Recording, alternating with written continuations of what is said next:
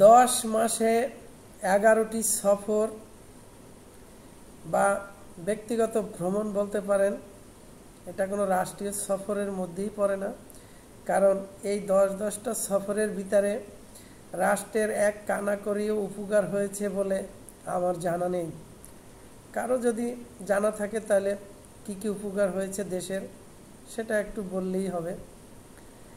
কারণ উনি কোনো দেশ থেকেই সেরকম কাঙ্ক্ষিত বিনিয়োগও নিয়ে আসতে পারেননি, সেরকম কোনো চুক্তি বা সেরকম কোনো অর্থায়ন কোনো কিছুই নিয়ে আসতে পারেনি। সব জায়গা থেকেই লাঞ্ছিত এবং চরম ব্যর্থ হয়ে ফিরে এসেছে।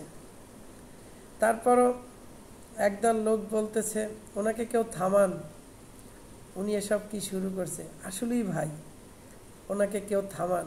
এরকম নির্লজ্জতা দেশের ভাবমূর্তি নষ্ট করছে। শুধু একটা রাষ্ট্রীয় সফরে যাবেন আপনি, সেখানে ওই দেশের কোনো ব্যক্তিবর্গ আপনাকে রিসিভ করতে আসে না, কোনো ব্যক্তিবর্গ আপনাকে সংলাপে ডাকে না, তো আপনি সেখানে যান। তারপর সবাই বলা শুরু করলেন দেশ আমেরিকা হবে, সিঙ্গাপুর হবে, এখন বিনিয়োগ আসতেছে ভুরি ভুরি।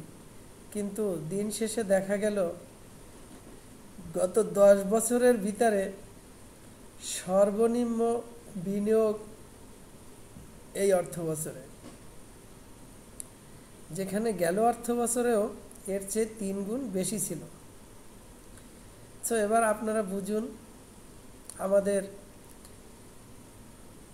বিশ্ব নন্দিত খেলোয়াড়ের ক্যালমা